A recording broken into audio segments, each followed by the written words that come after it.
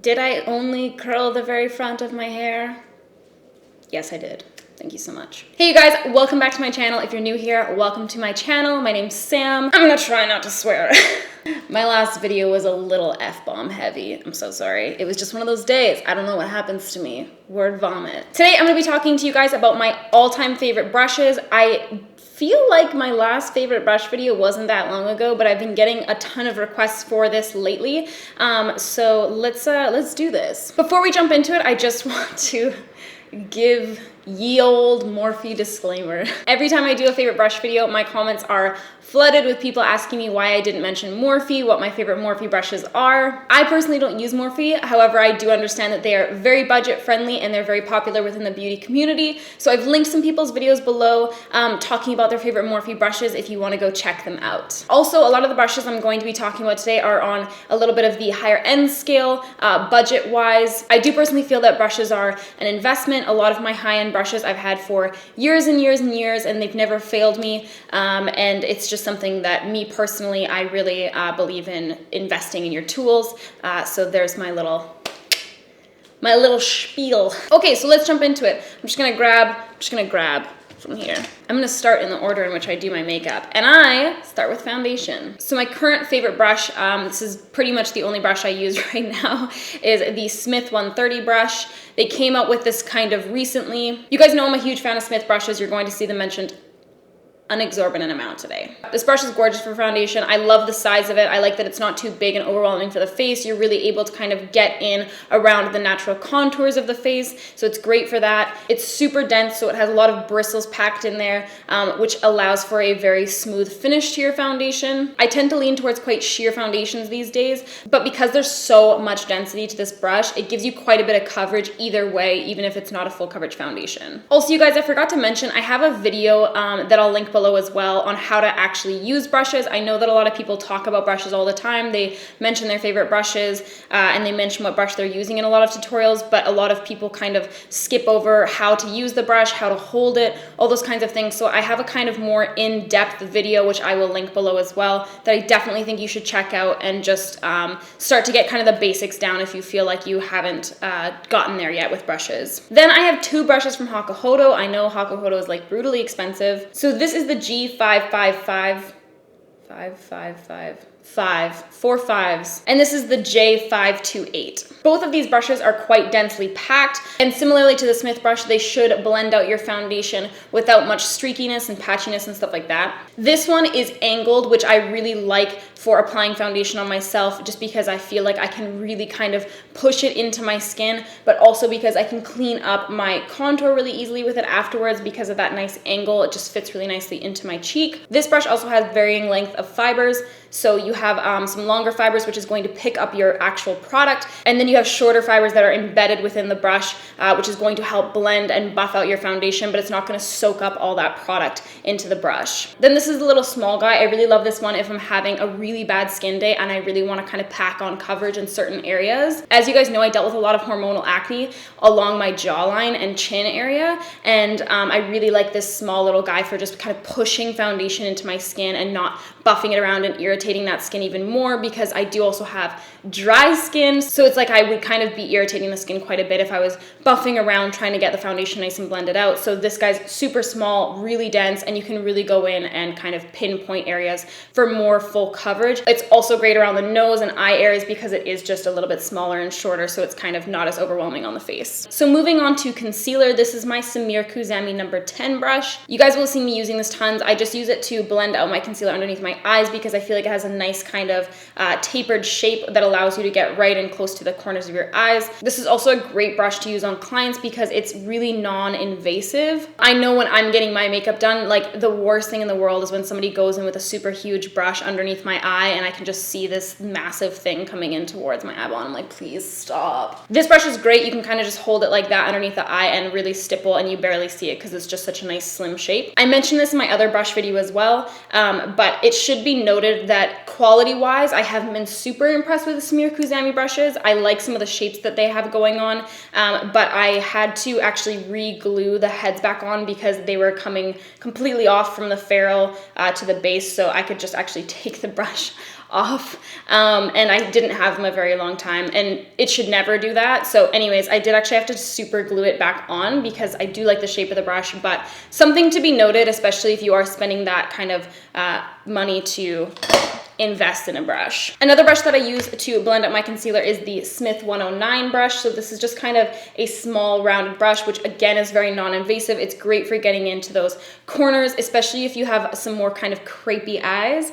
You know what I'm talking about, if you know what I'm talking about. It's a great brush for that because you don't have a lot of surface area going on. I also love this one because it has that nice density as well for going around the nose and covering redness as well as spot concealing. And this is a similar brush from Real Techniques. It's called the Deluxe Crease brush, which is just kind of a little bit of a cheaper version of that Smith 109 brush. I also tend to use this one for blending out my eye primer, so I'll put my eye primer on my eye and go ahead and buff it out with this brush. But you could use them interchangeably. Another one from Real Techniques, I think this is called the setting brush. I'm not sure because it's rubbed off, but I will double check and it will be in the thing below. If it's not, remind me. But I use this guy for setting my eye primer, so taking powder and going ahead and setting my eye primer. I also use it sometimes underneath my eyes if it's like the rare occasion that I'm setting my under eyes. And again, I just like that it's kind of like a nice slim shape. You could totally use it to blend out your concealer as well, and I like it for powder highlight too. I'm not big on powdering my face, as you guys know, and I often find that even on the days where I do feel like powdering,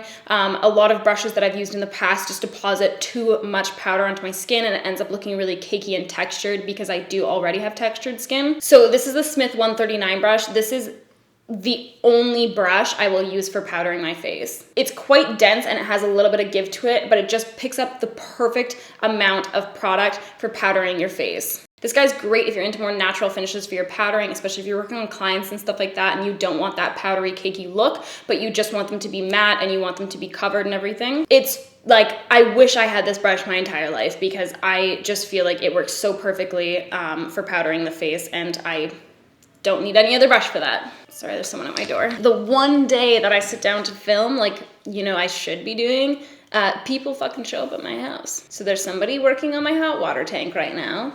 I use the Samir Khouzami brush for blush, contour, bronzer. This is the number 11 brush. Same thing, I did have to re-glue the head back on because it did completely detach from the ferrule. But again, I like this kind of tapered shape. I feel like it fits in really well to the contours of my face, and I like that it's a little bit bigger so I can kind of cover more ground when I'm going in and bronzing or contouring. I also like that this brush is not as dense and it has a little bit more give to it because it applies a little bit more smoothly when I'm using my powder products. It also doesn't over apply my powder products because it's the worst thing ever when you're going in with your bronzer or your blush or whatever it may be, and it's just like way too much impact. Then I have the Smith 133 brush, which is a newer brush from them as well. This one is gorgeous if you want a more natural looking bronzer contour. It doesn't pick up very much powder, and because of that, it's really great if you are somebody that struggles with being a little bit too heavy-handed and you're wanting something that looks a little bit more natural. And it just blends out really well. It's a good size for the face. I find that a lot of face brushes can be way too large and overwhelming. So unless it's something like this where it's a little bit more tapered and it's going to kind of fit into the natural contours of your face, I just feel like it's crazy to have a brush this big for your face. Don't get me wrong, I like this brush because it's so massive and I can do my foundation in 2 seconds, but when I'm doing things like bronzer, contour, blush, that's a little bit more of a specific placement, I do like a smaller brush. When it comes to highlight, I tend to use cream highlight, as you guys know, so depending on the formulation, I will use either my fingers to blend it out or a beauty blender in some cases. But when I do opt for a powder highlight, this is my favorite highlighting brush of all time. So this is the B5521 brush from Hakuhodo. It's the most luxuriously soft brush you will ever touch in your life. It's nice and tapered, so you have these different lengths of bristles that are helping to really buff that product into the skin and blend it out really flawlessly. But it's just an absolutely beautiful brush. I love this brush to death. Moving on to eyes, I think we can start with blending brushes. So you guys have probably heard me mention these so many times, and that is the Smith 230 and 232 brush. So starting with the 232, this is a little bit of a bigger blending brush. It still has a really nice taper to it, so it fits really nicely into your crease. This is what I use for laying down my transition color, and it's also what I use for doing blending after I've added deeper crease colors. I'll go in with a clean one of these or a moderately clean one of these and blend everything out. This brush is truly one of those brushes that once I started using, I was like, how did I use any other brush before? And when I go to use another brush, I'm like, No, these brushes are the worst. I just find that I can't blend the same way with other brushes. I love that that one has that tapered kind of quill shape because it just fits so nicely into your crease, but the other lengths of bristles around it really help to blend out the colors that aren't on your crease. It's just so hard to explain. It's such a love story between me and this brush. And then this is the 230 brush, which is basically a smaller version of the 232. Same kind of idea where we have that nice tapered shape, so it's fitting really nicely into the crease, but it's just a little bit smaller. So it's really nice for going in and adding depth without adding too much color to the point where it's gonna be muddy and you're getting not a good gradient anymore. So that's where this brush comes in. You can get the product really nice and concentrated on the tip of that brush and really build up your color, smoke out your eyes, but it's not going to be so large and overwhelming that you're getting color all over the place. Because of the shape of this brush, I use it underneath my eye as well, which normally blending brushes would be too overwhelming for that area, but because we have this nice taper, you can kind of go in and really get a nice smoke going.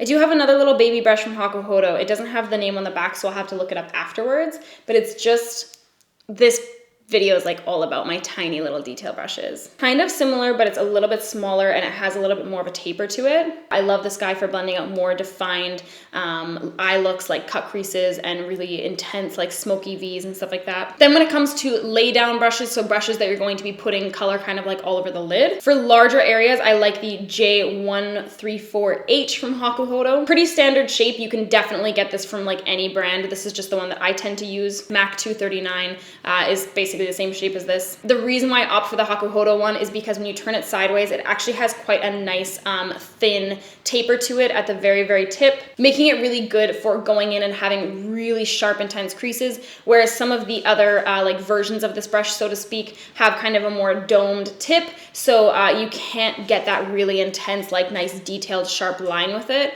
at least I find. This is my all-time favorite brush for lay down, and that is the Smith 253 brush. This brush gives a really similar kind of payoff to applying metallics with your finger. It's kind of a unique shape. It has that kind of taper to it where it's almost more of like an arrowhead, which makes it really great for getting into that inner corner, but it just picks up product so beautifully and applies it so beautifully. I was so surprised by this brush when I first used it because I just felt like a lot of brushes weren't giving me that kind of intense texture and color payoff that I wanted out of like my metallics and stuff.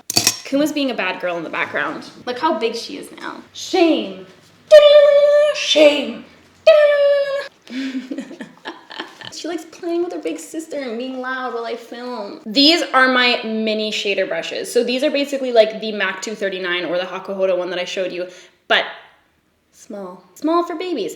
So the Hakuhodo one, again, doesn't have the name on it. And then this one is from Volare, and it's the E08 brush. So Volare is a little bit cheaper than Hakuhodo, but it has really similar brush shapes, because the thing that I love about Hakuhodo is they have really innovative brushes, but they also have brushes that are similar to things that are out there, but scaled down. And I know a lot of people struggle with doing their makeup and stuff like that, and they're buying the brush recommendations based off their favorite YouTubers, but those people recommending those brushes might not have the same eye shape and size as you. So if you're using this massive brush, but you have smaller eyes or hooded eyes or whatever, of course you're going to be having more problems with blending. Of course you're going to be having more problems with eyeliner and all these different kinds of things and doing your detailed cut creases because you're using brushes that are too big for your eye. So that's why I love these guys. These are virtually the same. The Hakuhodo one is a tiny bit more tapered, but they're basically the exact same size and shape. And they're awesome for doing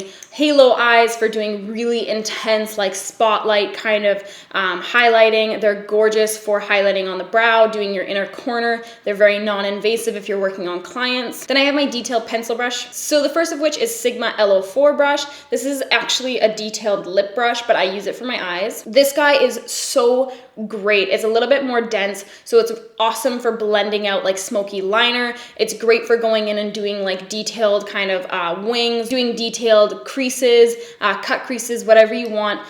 This is absolutely beautiful for. I also use this guy if I'm going to be blending out gel liner as a base for a cut crease or whatever, because it just has that nice density to it with just the right amount of give where it's going to apply that gel liner to your lid without creasing and skipping and stuff like that. And then I have the Volare E09 brush, which is just a pointed pencil brush that's really nice and soft. It has good give to it, but it's still still nice and dense. And I love this guy for doing kind of like smoky liner, like adding a shadow on top of liner, not actually blending out the gel. And then this is the Hakuhodo B533, which is a little bit of a bigger pencil brush, so it's more of a traditional size pencil brush, but it has a really gorgeous taper, so it fits beautifully into that crease. You can really go in and add a ton of depth with this guy, and it's gorgeous for underneath the eyes as well, because it does have that nice taper, so it's not overwhelming in that eye area. Then we have the Real Techniques accent brush, the elusive accent brush. I always forget the name of this one. But this brush is such a like old standby of mine. It is beautiful for blending out smoky liner, and I'm talking about the actual gel part now. It's awesome right underneath the eyes. Like, it's just such a good little detail brush. I also use this sometimes for packing onto the lid like I would with the mini shader brushes. Then moving into liner brushes, I have the Smith 203 and the Smith 205. These guys are actually completely vegan. They're synthetic sable, and the adhesive is vegan as well. So the 205 is a larger version of the angle brush that they have. So this guy I really like for doing the majority of my wing. I will kind of go and paint on my wing, and then I'll fill it in with this one as well. Whereas I will use this tiny little guy, the 203, which is a micro version of an angle brush, for doing my inner corner and going through and detailing, like if I want to make it more smooth or whatever I want to do. This guy's also awesome for doing kind of like more detailed creases. If you want to add in like any kind of cool little shapes with your liner or whatever, this guy's awesome for that. And both of these work beautifully for brows. They're unreal as brow brushes. They're so unbelievably thin and perfectly tapered, so they keep that shape really, really well, because again, we don't have that kind of length going into the bristles where they're going to be splaying and losing that nice sharp shape. So you're going to have these brushes for a really long time, and they're going to keep that nice sharp line to them, so they will always work for your liner, they'll always work for your brows. They're not going to be splaying and getting all fucked up. And then another brush just for my brows is the Anastasia 7B brush, and this is one of my favorite brow brushes of all time. The bristles are a little bit longer than I typically like them to be. They're a little bit more of like a standard length, but I do still feel like I have really good control with this brush. Again, it's really nice and thin and tapered, so you're getting those super nice hair-like strokes. It's great for things like dip brow, especially if you want to do a kind of more natural brow. You can go in and actually paint that kind of hair in, and then you have your little spoolie on the other end that's tapered, so you can brush out excess product. Whew. And then one more for liner. This one's vegan as well, from Smith. It's the 203. This is the Precise liner brush. As I started getting into like being a working makeup artist and stuff like that, I could find these little Precise liner brushes that were nice and thin, so they didn't have a ton of bristles in them, so you could use them on smaller eyes and stuff like that. But they were so fucking long that it was just floppy, and you had no control over where you were putting your liner down. And when you're using things like liquid liner and gel liner, you need that control of your brush. So that's why I love this brush so much. It's gorgeous. It's nice and short, so you're still getting that kind of stability and control, but it's so thin and precise that you can go in and kind of do freckles with it. You can do your liner, whatever you need. This guy's got you. Then this is the Real Techniques detailer brush. This guy I use for cleanup. So this guy I will use for going in and cleaning up my brows if I feel like I kind of messed up, or when I was buffing out with my spoolie end, if it kind of got too faded or whatever, I'll go in and kind of take some concealer or whatever and just sharpen that brow again. I'll also use this dipped into a makeup remover or a concealer, whatever I am feeling like, to sharpen up my winged liner. And then for lip brushes, I don't really use lip brushes that often because I'm usually wearing something sheer and balmy, as you guys know. But when I am doing my lips, I use these two brushes from Smith. So I have the 302 and the 304. The 302 covers a little bit more surface area, so I like it for that, but it has a really nice kind of taper to it, so it's great for going in around that Cupid's bow and getting a really nice shape, and the brush kind of does the work for you. And then this guy, the 304, is better for kind of smaller lip shapes or going in and detailing. This is what I will use to blend my lip liner into my lipstick if I'm doing that, because it's nice and tiny and small, and it's really great for going in and doing Cupid's bow work and all that kind of stuff. Those are my favorite brushes. All right, you guys, so that is everything for me today. Thank you guys so much for hanging out and watching. I will see you guys next time. Peace out.